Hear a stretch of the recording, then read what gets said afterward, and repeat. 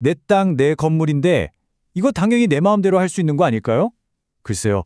오늘 우리가 살펴볼 대법원 판결은요. 바로 그 생각에 아주 근본적인 질문을 던집니다. 그냥 평범하게 건물을 새로 지었을 뿐인데 어떻게 내 재산 전체를 위협하는 복잡한 법적 미스테리가 될 수 있는지 지금부터 그 실마리를 하나씩 풀어보겠습니다.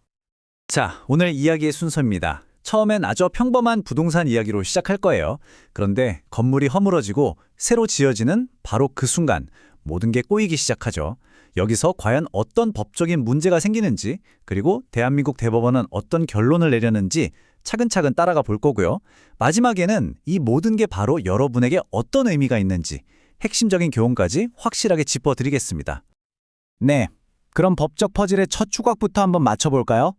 아시겠지만 모든 큰 사건은 보통 아주 평범한 얼굴로 우리에게 다가오거든요.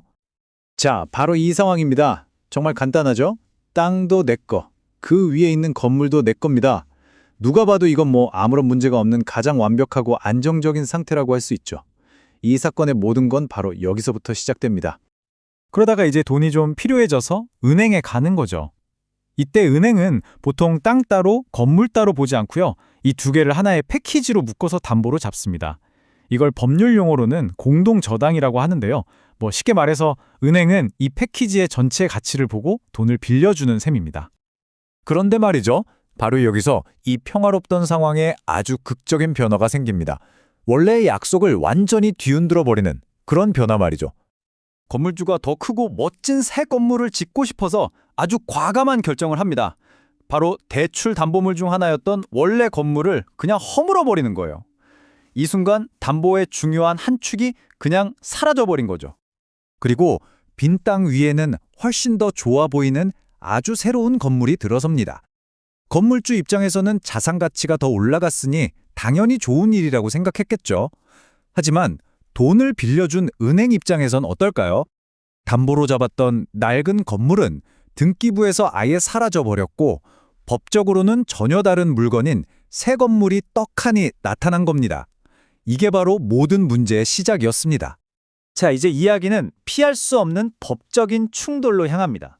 만약에 건물주가 대출금을 못 갚는 상황이 온다면 이 복잡하게 얽혀버린 권리관계는 대체 어떻게 되는 걸까요?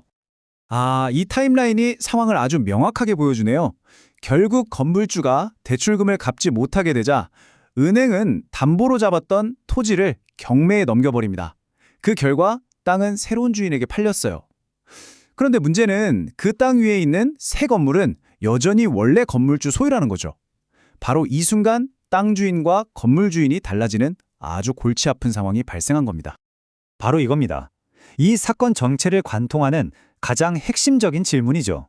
새 건물은 이제 남의 땅 위에 서 있는 신세가 됐는데 과연 이 건물을 계속 그 자리에 서 있을 법적인 권리가 있을까요?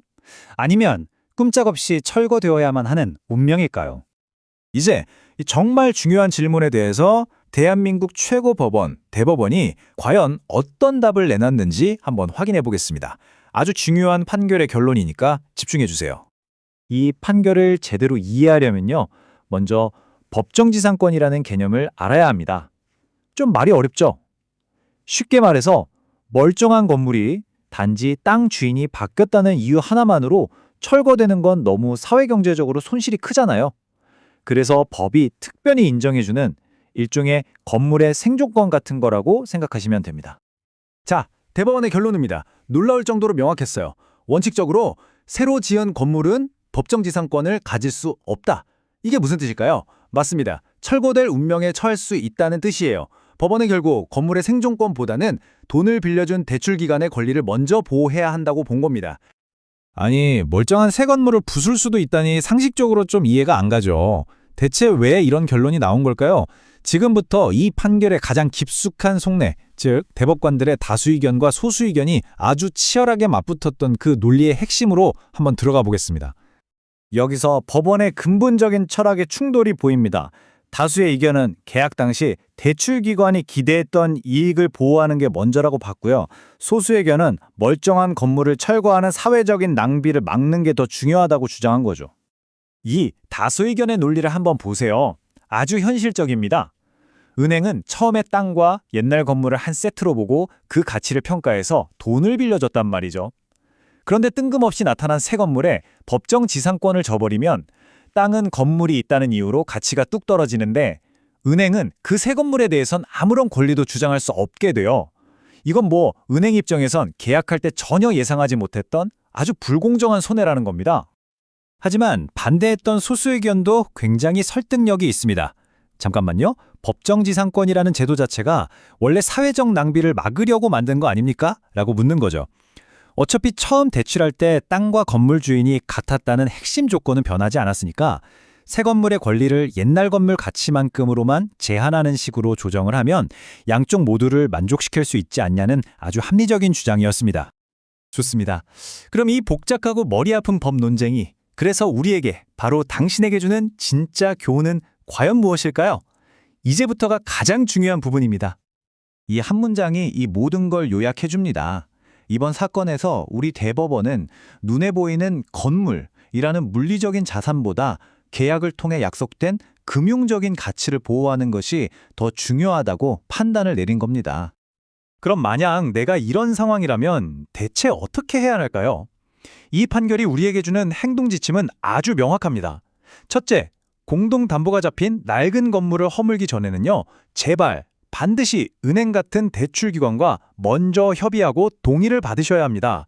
그리고 둘째, 가장 확실하고 안전한 방법은 새로 지은 건물에도 기존과 똑같은 조건으로 공동담보를 설정해줘서 은행이 처음 기대했던 그 담보 가치를 완벽하게 보장해 주는 겁니다. 딱 이것만 기억하시면 됩니다. 결국 이 판결은 우리에게 아주 근본적인 질문 하나를 남깁니다.